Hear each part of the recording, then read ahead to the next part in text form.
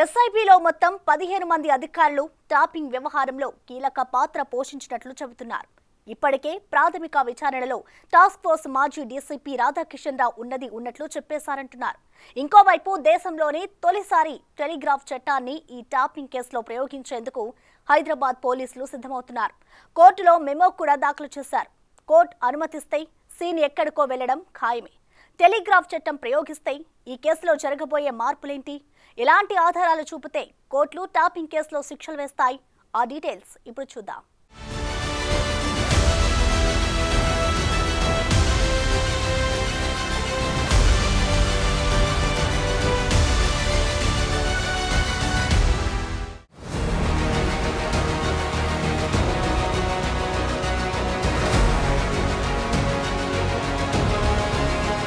Phone tapping కేసులు అంతా ఓ క్రమ పద్ధతిలో దర్యాప్తు చేస్తామని సీఎం రేవంత్ రెడ్డి ఇప్పటికే క్లారిటీ ఇచ్చారు. పకడ్బందీగా ఆధారాలతో సూత్రధారులు, పాత్రధారులను ఫిక్స్ చేస్తామంటున్నారు. మరోవైపు ఈ ఫోన్ ట్యాపింగ్ కేసులో నిందితులపై టెలిగ్రాఫ్ యాక్ట్ కింద చర్యలు తీసుకోవటానికి హైదరాబాద్ పోలీసులు రెడీ అవుతున్నారు. ఇందుకోసం నాంపల్లి కోర్టులో మెమో కూడా దాఖలు చేశారు. వీటితో పాటు మరికొన్ని నాన్ బెయిలబుల్ సెక్షన్లు కూడా ఎఫ్ఐఆర్లో చేర్చారు.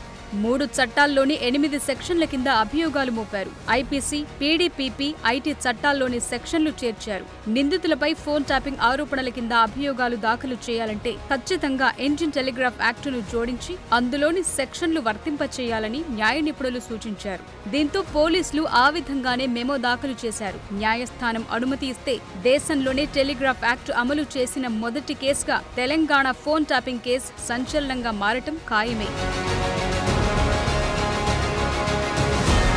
టెలిగ్రాఫ్ చట్టంలో 25వ రూల్ చాలా పవర్ఫుల్ అంటున్నారు. అనుమతి లేకుండా అనధికారికంగా ఫోన్ ట్యాపింగ్ చేసిన వాళ్లకు 3 ఏళ్ల వరకు జైలు శిక్ష వేయొచ్చని ఈ టెలిగ్రాఫ్ యాక్ట్ చెబుతోంది. కొన్ని నిబంధనల ప్రకారమైతే ఏకంగా 10 ఏళ్ల దాకా జైలు శిక్ష వేయొచ్చని న్యాయ నిపుణులు అభిప్రాయపడుతున్నారు.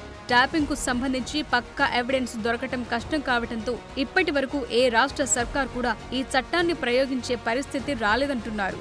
ఇప్పటికే దేశంలో ఇలాంటి ఫోన్ ట్యాపింగ్ కేసులు చాలా వరకు ట్రయల్ దశలోనే ఆగిపోయాయి. కానీ తెలంగాణలో మాత్రం ట్యాపింగ్ కు సంబంధించిన ఆధారాలు పెద్ద ఎత్తున బయటపడుతుండటంతో ట్యాపింగ్ ను నిరూపించడం సాధ్యమేనని నమ్మిన పోలీసులు టెలిగ్రాఫ్ చట్టాన్ని ప్రయోగించాలని నిర్ణయించారు.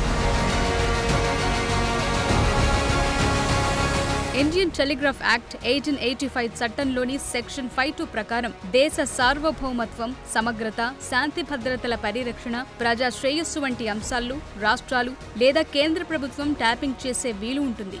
ఇందుకోసం ప్రభుత్వం చాలా అనుమతులు తీసుకోవాల్సి ఉంటుంది. కేంద్ర హోంశాఖ కీలకం. దీనికి పెద్ద ప్రక్రియ ఉంటుంది. ఐటీ యాక్ట్ 2000లోని సెక్షన్ 69 కూడా ట్యాపింగ్ కు సంబంధించి పలు అంశాలను చెబుతోంది. ఇక కాల్స్ ను రికార్డ్ చేయడానికి లేదా ఇంటర్సెప్ట్ చేయడానికి కేంద్ర ప్రభుత్వ పరిధులు, కేంద్ర హోంశాఖ కార్యదర్శి, రాష్ట్ర ప్రభుత్వం విషయంలో రాష్ట్ర హోంశాఖ కార్యదర్శి అనుమతి తప్పనిసరి. కానీ తెలంగాణలో ప్రణీత్ రావ్ అండ్ కో చేసిన పని పూర్తిగా చట్టవిరుద్ధమని అధికారులు తేల్చేశారు. అందుకే ఈ చట్టం కింద కూడా కేసులు నమోదు చేశారు.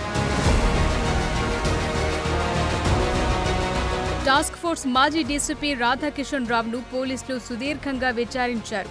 ఆయనకు కోర్టు 14 రోజుల జ్యుడిషియల్ రిమాండ్ విధించడంతో చంచల్గూడ జైలుకు తరలించారు. అక్కడ ప్రతి క్షణం సీసీ కెమెరా నిఘాలో ఉంచుతున్నారు. ఇదే కేసులో ఇదే జైల్లో ఉన్న ప్రణీత్ రావును కలవకుండా జాగ్రత్తలు తీసుకుంటున్నారు. ఫోన్ ట్యాపింగ్ లో రాధాకిషన్ రావు పాత్ర గురించి, ఎంతమంది ఫోన్లు ట్యాప్ చేశారు, ఆ నంబర్లు ఎవరిచ్చారు, తీసుకున్న సమాచారంతో ఏం చేసేవారు, ఎవరెవరికి ఇన్ఫర్మేషన్ చేరవేసేవారు, ఈ తతంగాన్ని నడిపించిన నాయకుడెవరు, ఇలాంటి ప్రశ్నలు అడిగారు. రాధాకిషన్ రావు నేరాన్ని అంగీకరించారని, అసెంబ్లీ ఎన్నికల సమయంలో ఎన్నికల కోడ్కు విరుద్ధంగా పోలీస్ వాహనాలను ఉపయోగించి అక్రమ సొమ్మును తరలించినట్లు కూడా అంగీకరించారని పోలీసులు అంటున్నారు. అధికారిక పనుల కోసం ఇచ్చిన ట్యాపింగ్ డివైజెస్ తో ప్రైవేట్ వ్యక్తుల ప్రొఫైల్స్ తయారు చేశారని, అనధికారిక నిఘాను ఏర్పాటు చేశారని విచారణలో తేల్చారు. ఆధారాలు దొరకకుండా ఉండేలా ప్రభుత్వ ఆస్తులైన నిఘా పరికరాలను ధ్వంసం చేశారని పోలీసులు అంటున్నారు.